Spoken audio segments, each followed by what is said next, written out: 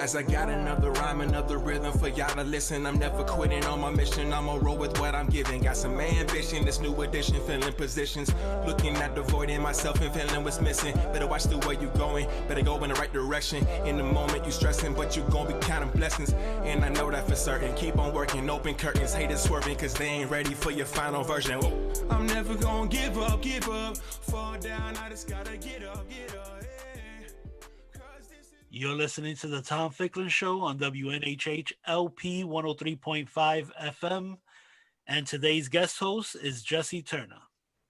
All right, salutations, New Haven and Connecticut. I have wonderful guests today, the people that hold up the house of higher education in Connecticut, our adjunct faculty, people who do great work.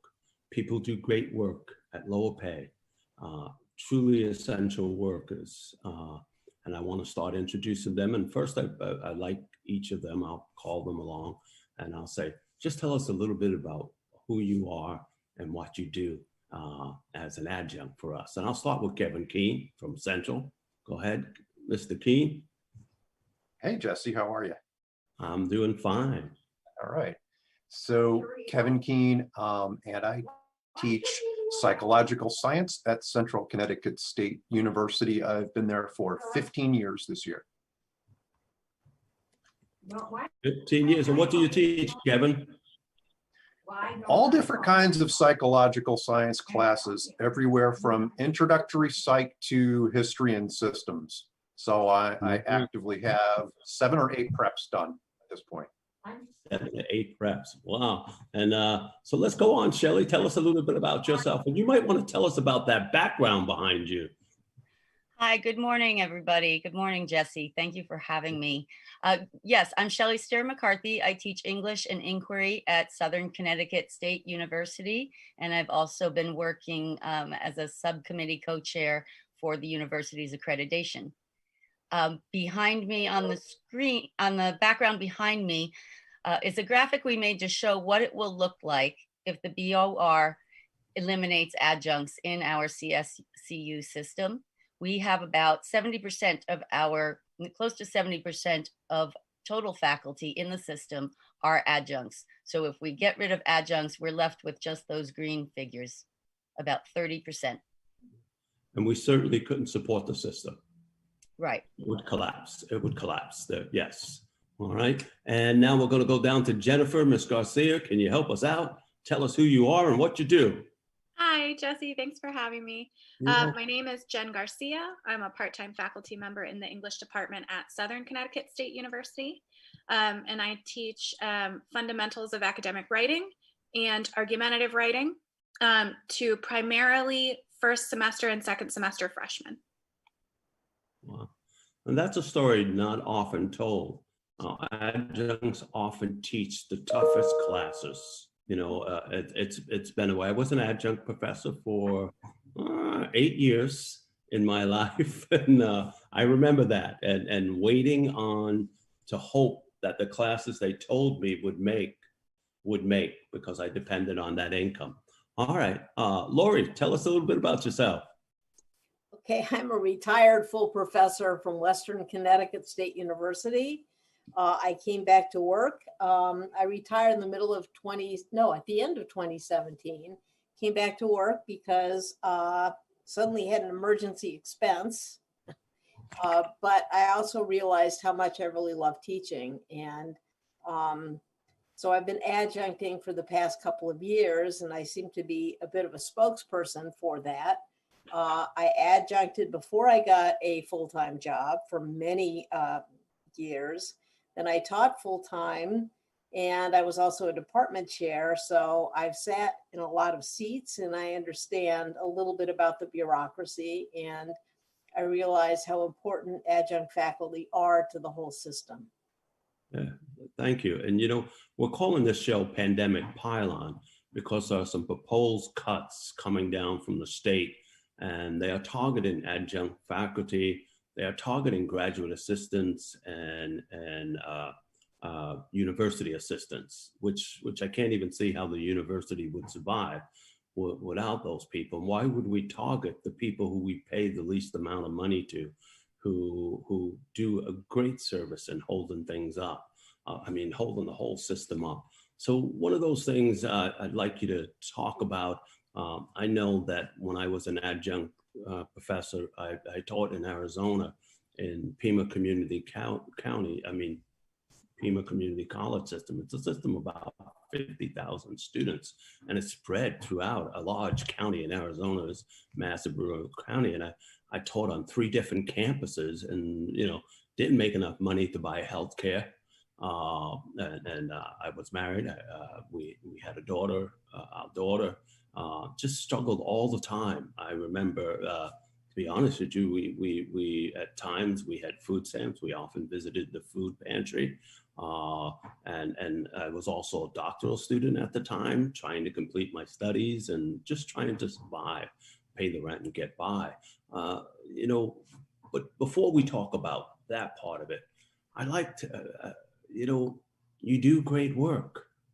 Could you tell us about a little bit, if we started that work, and maybe we'll talk, I'm looking at my page now, the things have shifted. We'll start with Shelley. Tell us a bit about the work you do and the students that you help daily. Tell us about that. That's the real story, because while our adjunct faculty are paid less, they do the same work as those that are paid more. And they might put more of their heart and soul into it. Yes, thank you. Like Jen Garcia, I also primarily teach incoming freshmen. We have a first year experience course, set of courses that I teach in. So those are really teaching students how to even be college students. And I work with SEOP, which is Southern's Opportunity Program, for students who may not have gotten into Southern, but somebody advocated for them, so they get to enter this this program and then apply again to Southern. So I work a lot with the remedial students, but at the same time, I sometimes teach 200 level courses, which are electives. So I get to teach a lot. I get to see a lot of students, and a lot of students I get to see more than once, because we have 2 English classes that are required for incoming freshmen. So often I will get students in the first of those 2 classes, and then they'll be with me in the next of those, in my more advanced of those classes. And then they might take creative writing or intermediate composition with me after that. I've had several students who I've had for 3 semesters. And it's great. They come back.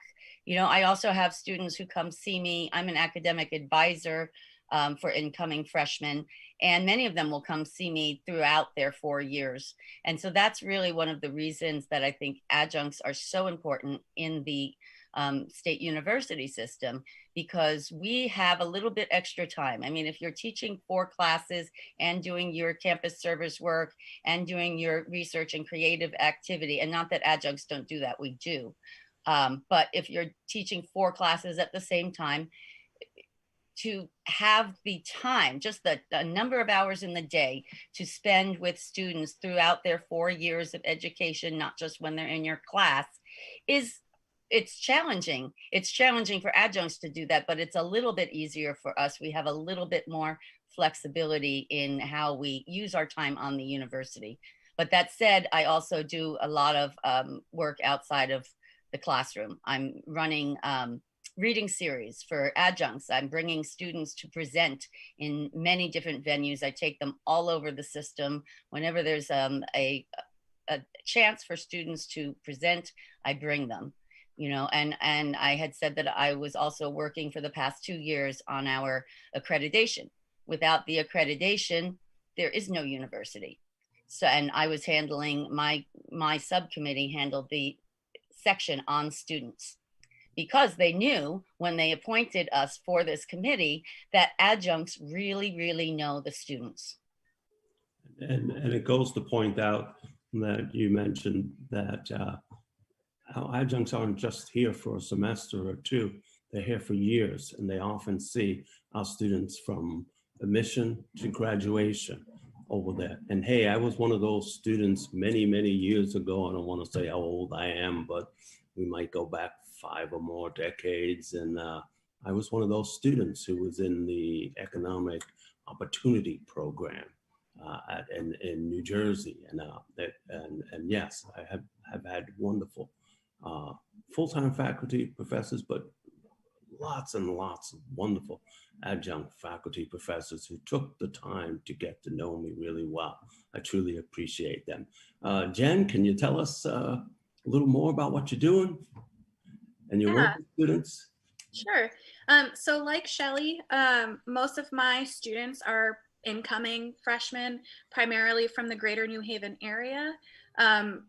And in the same vein that Shelley is talking about, where we will have some students in our more remedial classes that will follow us into a more standard level writing class, that happens with my students as well. I want to say that one of my favorite things about teaching this group of students is also the thing to me that is the most difficult. And that is, in the 5 or 6 years that I've been teaching, almost none of my almost 300 students have been English majors. So not only are we as part-time faculty teaching incoming, sometimes underprepared student population, but often these are the classes that students are least interested in, right? But have to take because it is a requirement for them to advance through their university. And so that is very, very challenging. And I teach early in the morning, I teach 8 a.m. So, you know, students don't want to take the class, first of all. They certainly don't want to be writing at 8 o'clock in the morning. They're not on a trajectory to become English majors.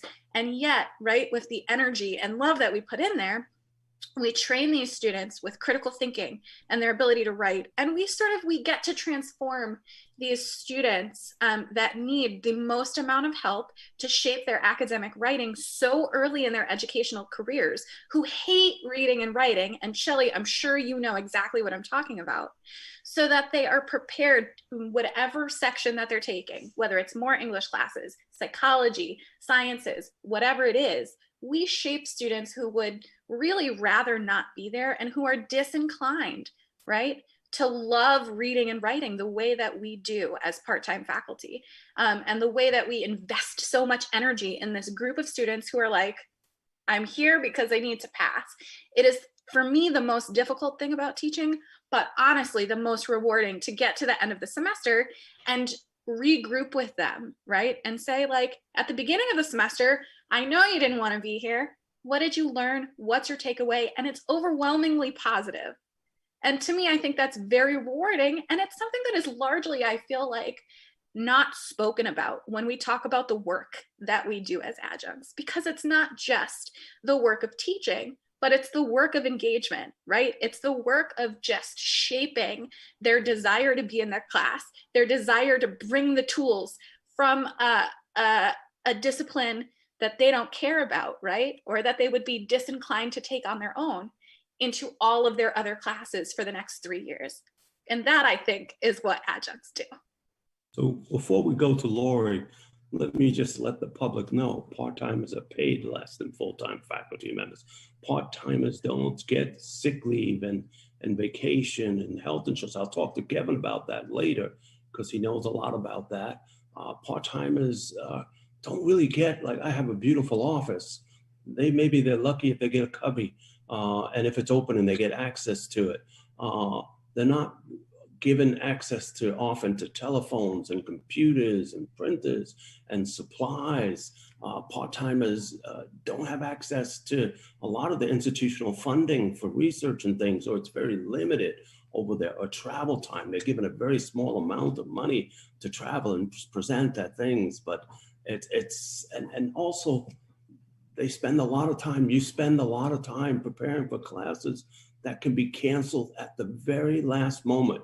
And I'm going to go to Lori now because, like me, she's been on both sides of this issue, and she could share a little. Lori, tell us again a little bit about your work with students as a retired faculty member, because I may be with you one day over there. I'm not that far down the road, and but also compare what you had as a full-time and a part-time. Well, I started the permaculture garden at Western Connecticut State University, and we have an affiliation with the Jane Goodall Institute. And Jane used to come visit us almost every year. Now, because of her age and funding, and certainly with COVID, she's not coming. But one of the things that we did is that a number of years ago, we started this garden. And I'm still pretty much running it, although we do have a number of other faculty who have been pretty active with this. And I coordinate the kids, I write grants, I'm sort of the face of the what granting institutions see. I take courses from some of these granting organizations that are required because of the grants that we got. So I do that. I also, I want to talk about some of my colleagues too. So there's sort of this archaeology pool of part-time faculty with whom I work. And, you know, we're sort of like at the last minute, all of us. And all of us have, and I'm talking about 4 of us probably, go out of our way to help these students. We meet them when it's convenient for them. One of our faculty was very involved with the Jane Goodall Center. She took the students on research trips and all kinds of field trips. Another one has been doing a lot of counseling for students who have trauma. And as I think Shelley and Jennifer said, we're the ones that have maybe a little bit more time to do that. And I found that myself. I've always been active in supporting students, but I'm doing a lot more kind of counseling because the kids really need it now. I mean, look at the world we screwed up for them. So I think the backbone of the institution is what the adjuncts do. And full-time faculty are basically treading water right now. They don't want to be teaching 5 or 6 classes. What kind of crappy educational system is that? I could go on and say some things about the bureaucracy that has grown in the time that I've been at WestCon. So I started there as a young person in 1990. You're still young. The bureaucracy just keeps mushrooming out of control, and they're sucking all the money. They're sitting on a huge surplus, and they're making adjuncts sort of pay for COVID. It's like a convenient excuse, and there's no reason for that. You know, we need to have a more equitable system. Adjuncts need to be paid better. They need to have benefits, and they also shouldn't be last minute people who are hired and fired at will. Definitely, and we should note that the part-time, budget, the funding is down since 2000. I think it's 2008, a little over 20%. We never recovered. The whole university system has never recovered from that recession at the end of George Bush and the beginning of President Obama. We have been decreasing funding for higher education institutions in Connecticut since that time. And as Lori said, that bureaucracy, I pointed at bureaucracy at the Board of Regents, who somehow during that time of cutting it, somehow has had a 47% increase in their budget.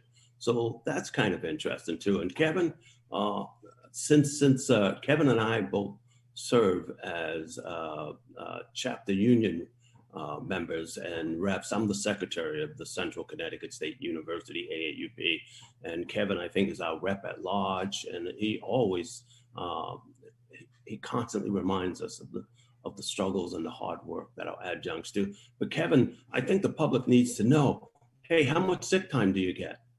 This is a pandemic. Yeah. None. We don't get any. Now, that's sort of depends on the union that you're in and all that, but our specific union contract does not have any sick time in it. If you are a part-time person at the community colleges, you do have some sick time. Wow, okay, so the community colleges have some sick time. How about vacation? Some of you, I think I'm hearing that Jennifer and Shelley and you have been working for us 6, 10 or more years. You must have built up some great vacation time. Yeah, I have a whole 0 days. No, we don't get any of that. No vacation time, no sick time. How about health benefits? You must be racking up the health benefits, because the public probably thinks you have sick time, vacation time, and healthcare, of course.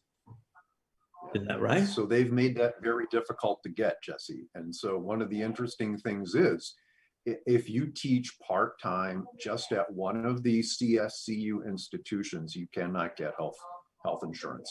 If you manage to cobble together enough positions across the CSCU system, you can get some. Now you have to front load the money in that, and they give you money back at some point for their share, but that's dependent on how many credits you're teaching. And by the way, you're not covered over break. So forget winter break and forget summer.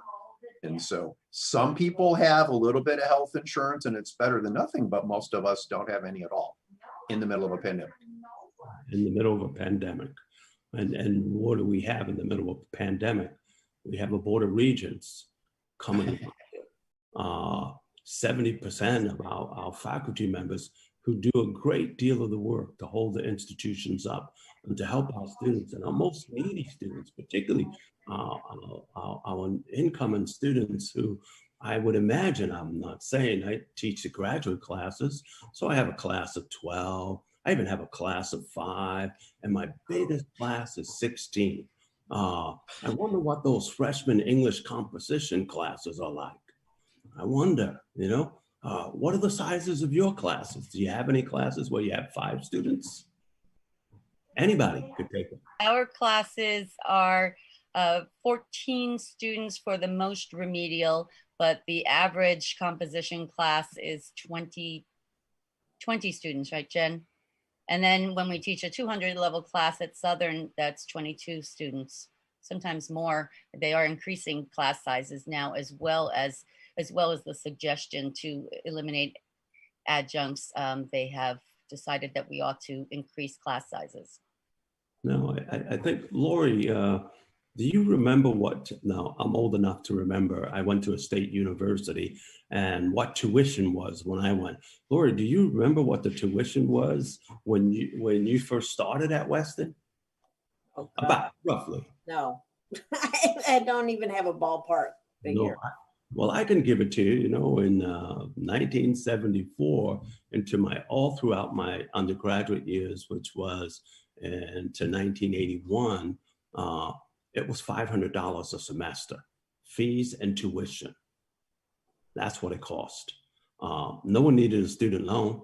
I could make that money with a summer job over there. And I did take the bus to the university, still lived at home with my mother and stuff. And she sometimes lent me money for some lunch and things, even bus fare. But in any way, the difference, not only for our faculty, but for, if we look at a decade of tuition increases and tuition increases on our students. So if I look at this right, I'm looking at who pays our taxes in the state.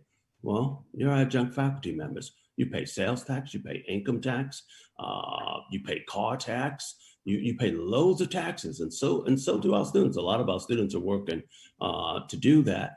And I would argue that Connecticut's institutions of higher ed have averaged around, I think the last I looked was about 120,000 students somewhere around each year, and about 30 to 35 of them graduate, about 85 of them stay in the state. So let's give them an average income of, you know, 35,000, and they probably pay near to 2,000 in state income tax each year. And they're economic drivers, and they are the premier upward mobility ladders for our most needy students, our first generation students, our women, our students of color, our immigrants. It's an amazing, Connecticut, if it was wise, and I'll ask you at this point, if they were to invest in higher ed rather than to cut every time they cut, it means that our adjuncts are more threatened. Our faculty members, our full-timers are also threatened too. Our institutions are constantly asked to cut back, and our students and their families pay more and leave our universities in higher debt. I'm gonna start with Kevin this time. We're gonna say, Kevin, do you think it's time to end this austerity program that's killing the #1 economic driver of commerce in our state? Yeah, I would think so. I mean, if you look over the last, I don't know, and again, you and I are probably about the same age. You remember what it was like when you went. I went to a public college here in Connecticut myself, and I could afford to put myself through school. I mean, it wasn't easy, but can you imagine trying to do that now with what tuition is like? I would have been priced right out. So what we're doing in a lot of ways is we're pricing people out. We're pricing the very people we're supposed to help. We're supposed to be the regional comprehensive university. We're not the flagship university. We're not the research, and that's fine and dandy. But people who are working class, the people who are citizens of Connecticut and are going to stay here, they are the people who come to the CSUs. We've priced them out. We have priced them out. It is awful, and it's only getting worse.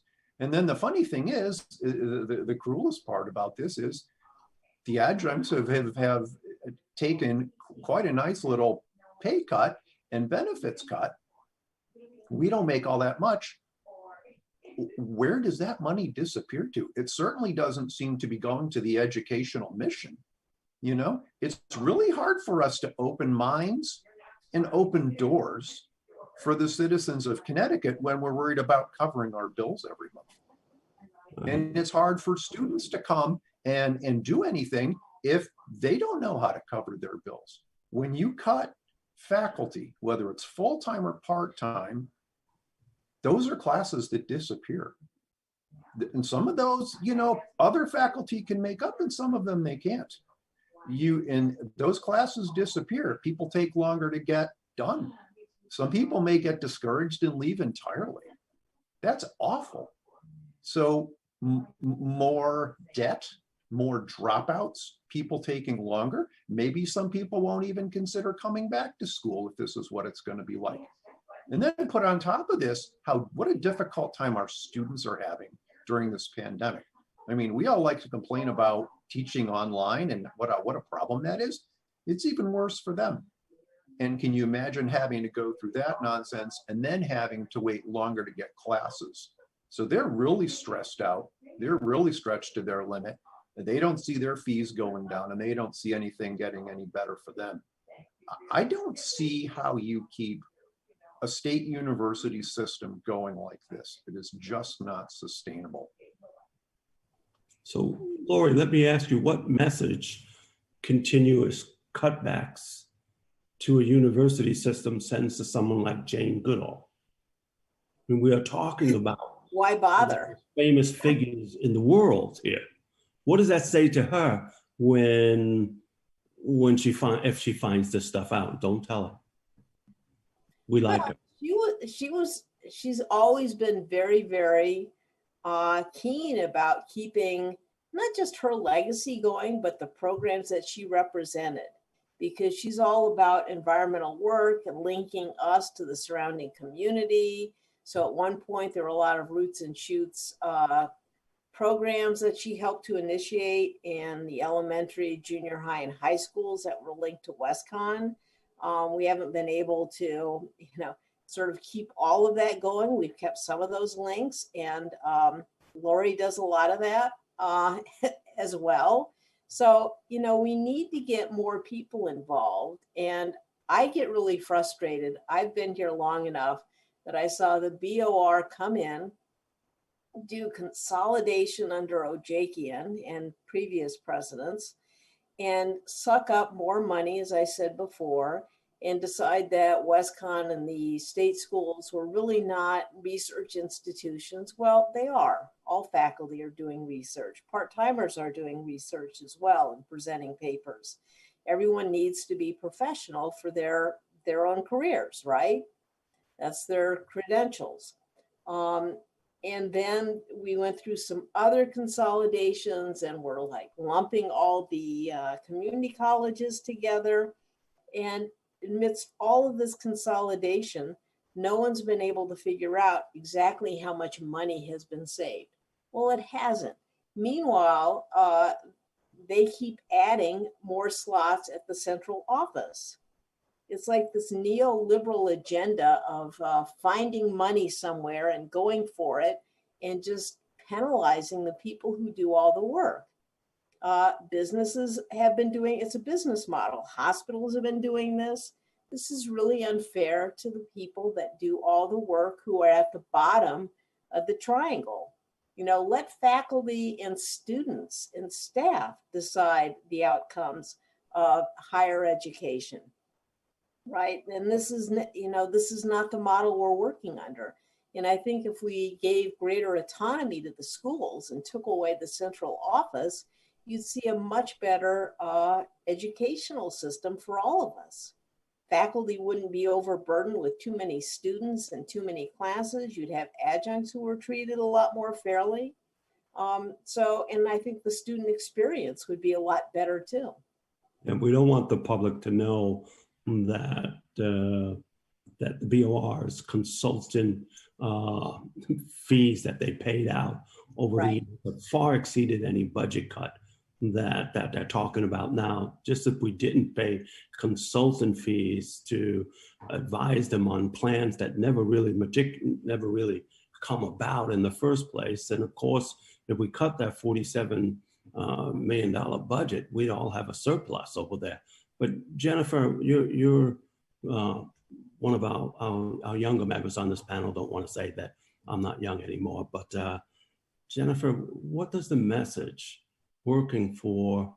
I know you enjoy your work. I know you like our students, but what is the message that it says to our future young and our future adjunct faculty who come to work for us if we're constantly asking them to give more and make less?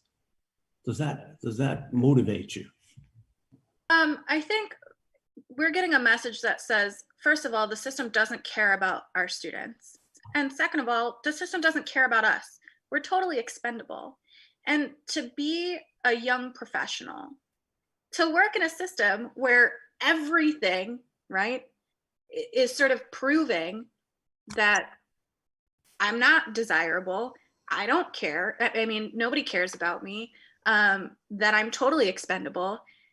While teaching in a pandemic, like, what is the likelihood that young professionals stay in a job where the career trajectory, the career permanence, the security is so poor? I will tell you that I made a decision very early on when I knew that I was going to be teaching, that I was going to have a full-time job, a full-time non-teaching job, because I knew how difficult it was going to be to have job permanence, how difficult it was going to be to access medical benefits, right? Benefits of time. And so for 6 years, I've been working full-time at a job that provides me very good benefits so that I could focus when I teach on the passion for teaching instead of focusing on how I'm going to make ends meet. I'm very lucky in that I have the ability to decide that, and I have the sort of time to be able to work at a full-time non-teaching job so that I could teach for the love of teaching and not, you know, be quivering in my house thinking about if I'm going to be able to pay my rent or if I'm going to teach next semester. But a lot of us aren't lucky. And there is so much in teaching that really can burn us out. But when you're working in a system that really could care less about your effort, your time, the sustainability of your work, right? I don't think there's longevity in that. And I think that's very dangerous. I agree. Shelley, I'm going to ask you this question. What would happen if all those red figures behind you, that 70%, disappeared? What would happen to our students? Well, for one thing, it would become inequitable right off the bat. We get, as you had said, a lot of first-gen students. We get a lot of marginalized and disenfranchised students. And they are taught mainly by adjuncts. That's just, you know, they come in as freshmen and adjuncts teach them. And it's as simple as that. Those students are going to be gone. And then we're going back, like, you know, 30 years then in terms of equity in education. So, and they're not, as Kevin said, they're not going to finish. There are students that we have already who are not going to stay because they're not getting the attention. And it doesn't matter that we don't say out loud to students, you know, this is what is happening. They're intelligent, they know. they know where their pocket's being hit, you know, and when it's being hit heavy. So yeah, I taught a class recently with incoming freshmen, and we brought in a presenter who talked about financial aid and all of that stuff, right? And we were talking afterwards, me and the students, about, you know, what happens if your car breaks down, and this means me too. And if my car breaks down, I'm effed. I really am.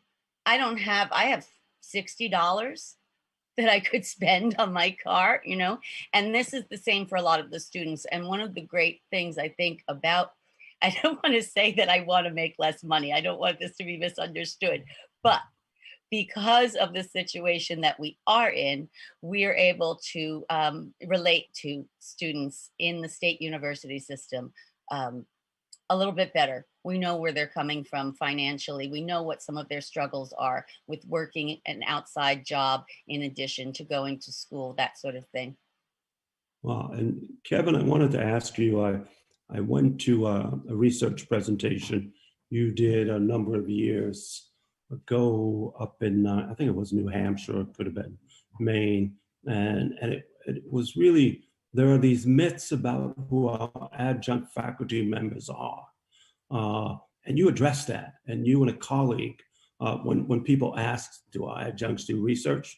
You do research. Do you present at conferences? Yes, you present. But I remember sitting in there in your session, and some of those myths I had thought, I had, even having been an adjunct, I somehow assumed were true, and you dispelled them by looking at the research. Could you tell us a little bit of who adjuncts are? About, because you have research that tells us. Break those myths for us. So if you look nationwide, it's about 70% of everybody who teaches at a college or university is contingent. And not all of them are part-time. It turns out it's about 50% of everybody who teaches who is part-time. So that's nationwide. And not everybody seems to do that for their primary employment. So you have about 3 sort of major groups, and it's about 1/3 of all contingent faculty. You have people who have a full-time job somewhere else and teach because they love it. You've got some people who are freeway flyers. They're the ones who go between multiple campuses trying to patch something together that looks kind of like full-time employment. And you've got people who just teach at one place and get as many classes as they can. So that's who they are. We used to think that part-time faculty, 40 years ago, maybe, were going to be specialists, right? They were going to teach. So you didn't have a forensic accounting person in your business school. Well, there's somebody who has a forensic accounting firm, they come in and teach. We still have people who do that, but it turns out we're teaching pretty much the same stuff the other faculty are, and we're also specializing in introductory and remedial. And in the case of somebody like me, I just have this very wide variety. I fill the cracks in is what I do. So if I've got, 6 or 7 or 8 different classes I can teach at the drop of a hat, when somebody else doesn't do their class, somebody's out for a semester, we've had a retirement, whatever it is, I can sort of fill that in. The odd part for me is I never know what I'm going to teach. I have a different mix every semester. It really is bizarre. Anything from 100s level to 490. And the other thing that I remembered from Kevin's presentation was our adjuncts were just as good, had just as high ratings as full-time faculty members, had wonderful experience, brought great experiences to us. They were thought less by their own full-time peers. And I don't want to generalize in there, and that wouldn't be true of all, but they're equal. They're equal to us. And I would be remiss in saying that the whole university system, public university system, was built upon land grants by by a nation that knew you had to invest in higher ed to lift your economy, to drive your economy.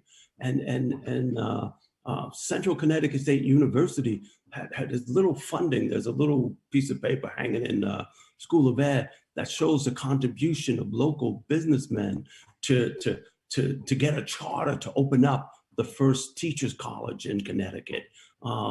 It's just how we can compete in the 21st century and let Jeff Bezos, from Amazon, let Apple, let the high-tech industries, let them know that we are a player in the system when all we keep doing is charging our students more, paying our faculty less, and driving up the expenses at central offices. I just think this investment in our higher education system explains why Connecticut, I just read recently, is one of the few states that had a decline in income during this pandemic.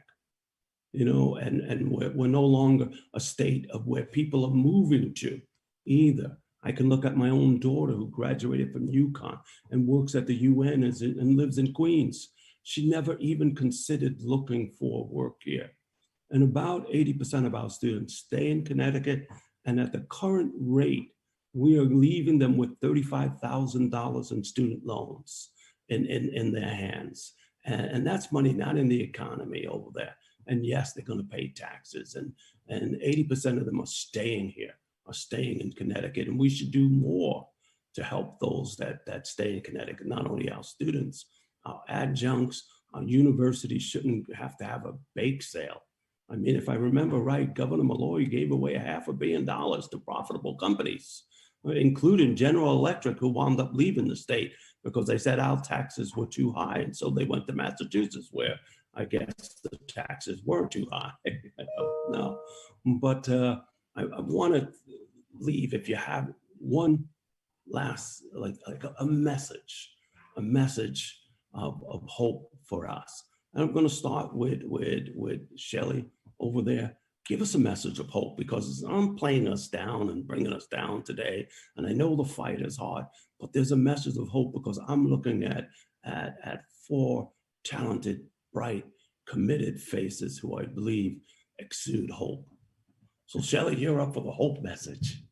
Yeah, I mean, I want to say that we're still going. I mean, we have these challenges. We get these messages in our email inboxes about different search committees for different administrations, and and it's hurtful to see, knowing what they're thinking about for us. And yet we keep going. I have a program I'm bringing our graduate students to help homeless youth to get to college. And so we just keep going with our programs, and we are lucky enough to have full-time colleagues as well at Southern anyway, who are very supportive of us. So I think we are unified as a faculty, at least at Southern. That's all I can speak to. So we're unified as a faculty, even if the BOR is sort of trying to split us up. Jennifer, how about you?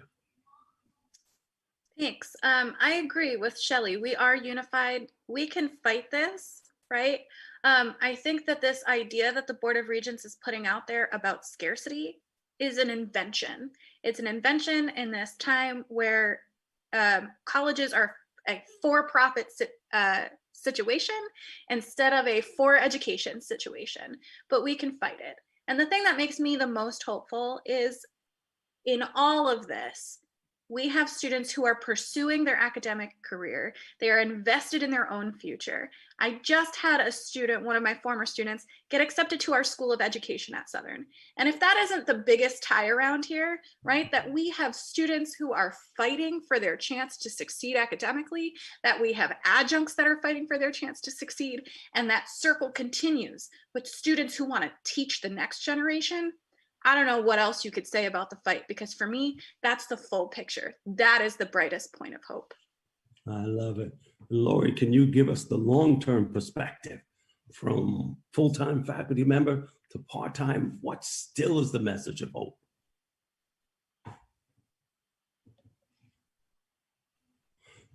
Lori, you're muted, so I'm going to unmute you. Lori, I have you, you're muted, so. No, now I'm not. Okay, you're not, okay, I got you now. Perfect. Since I've been there, I keep seeing the universe shrinking. So I'm trying to be hopeful here. I think Connecticut residents need to see all the work that all of our schools do, from the community colleges to the CSU system. Everyone loves UConn, right? But UConn is not the be all and end all. All of the other schools, including the community colleges, are doing all of the hard work, right? We're teaching all of these kids, many of whom, as you said, are going to stay in Connecticut and add to the jobs and tax base and all of that. So if we're going to have hope, we need to get the message out there. We need to let people know what it is we do and fight back against all of these cuts. They don't need to hire some independent, high-priced agency to come in and figure out where we're going to make cuts. That's crappy, right? Ask the staff and the faculty, I could have said a lot worse, about what things they need to do. Every institution at WestConn, you know, from the president's office, the provost office on, we can all make these decisions ourselves. Let each community decide. We don't need the central office. That's my message of hope, whatever that is worth. So that's one argument. If you really want universities and colleges and community colleges to compete in a competitive world, then you have to free them. Sure, Yeah, save, that's the point. I don't know, $47 million every year. It would be amazing, that piece, but you can certainly do that. Kevin, what's the message of hope at Central to our students, to our adjuncts, to our faculty, to our citizens? Well, our message of hope is pretty straightforward.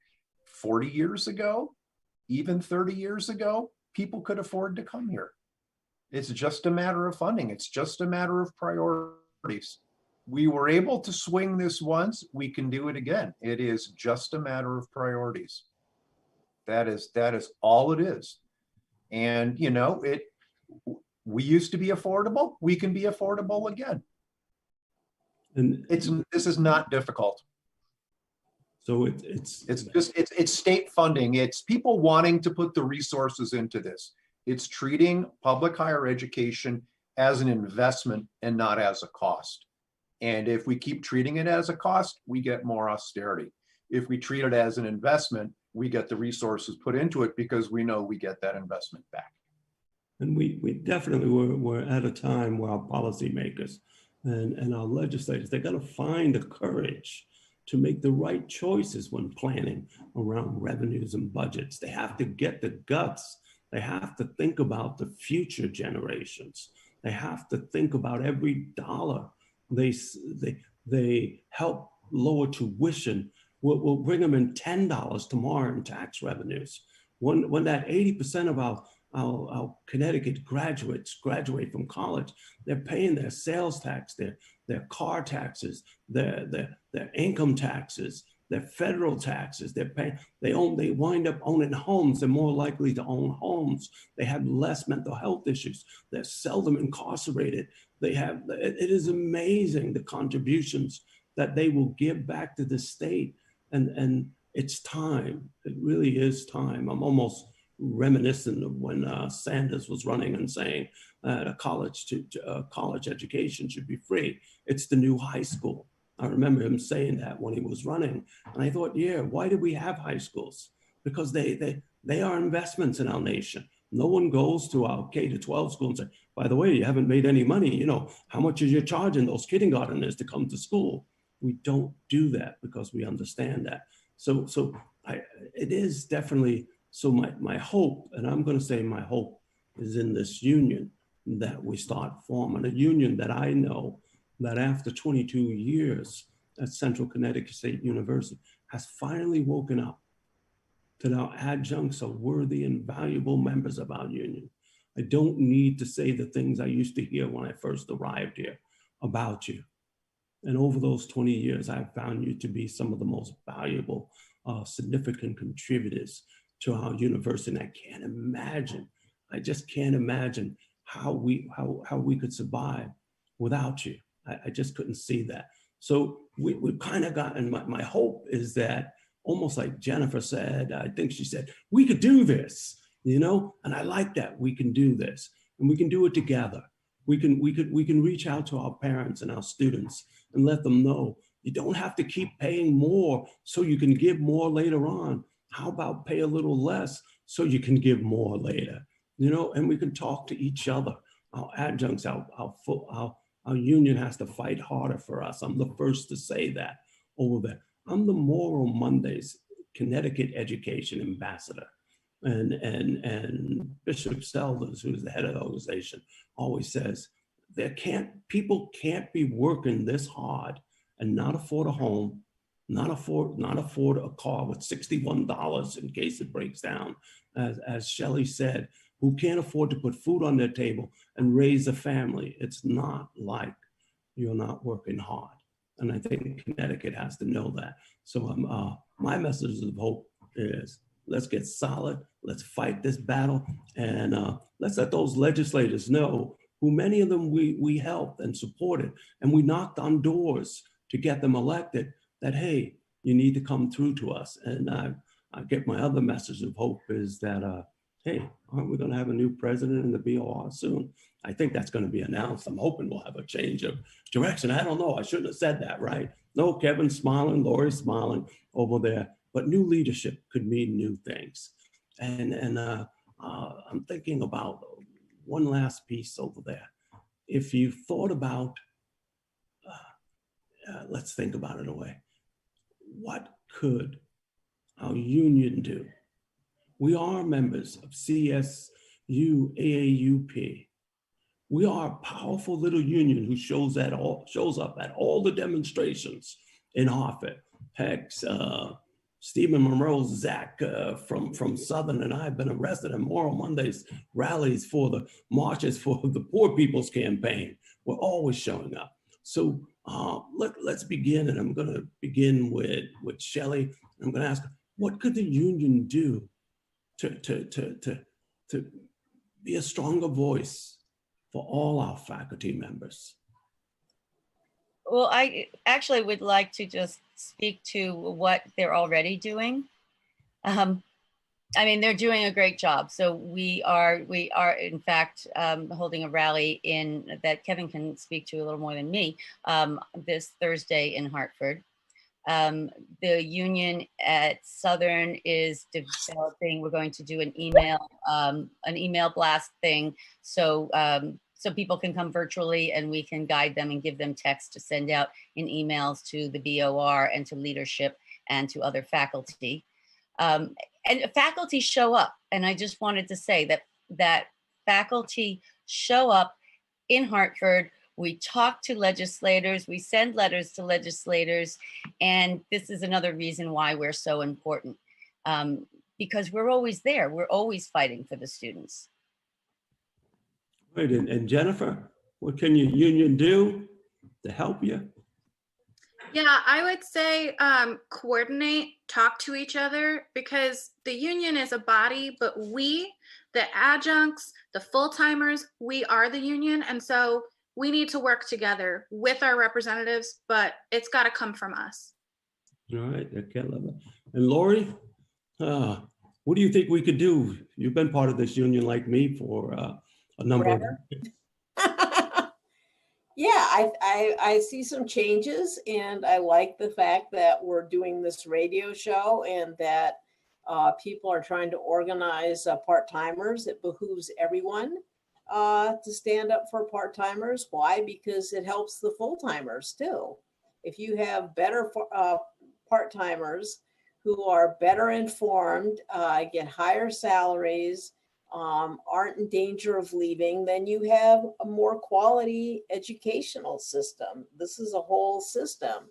If you say that there are 60% adjuncts teaching nationwide, then it behooves us to treat faculty, contingent faculty, really well, because they're integral to the whole mission of education. So I'm glad to see that more and more is being done for part-timers now.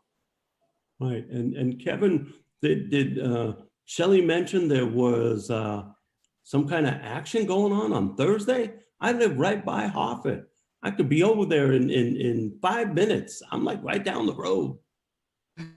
Yeah, so apparently the Board of Regents and Connecticut State College and University System are announcing Mark Ojakian's replacement. And so there's going to be a bit of an action by, let's see if I get the name of this group right, Bargaining for the Common Good.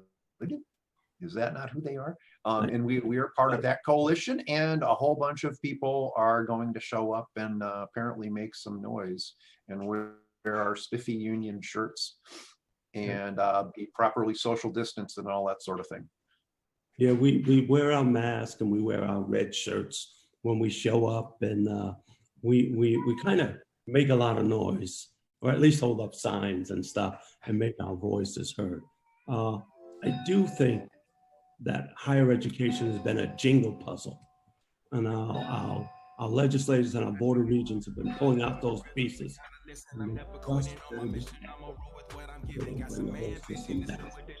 God bless. I love you. Thank you to come. When the music comes, the show is ended. And adjuncts, I love you. Love you, Homer.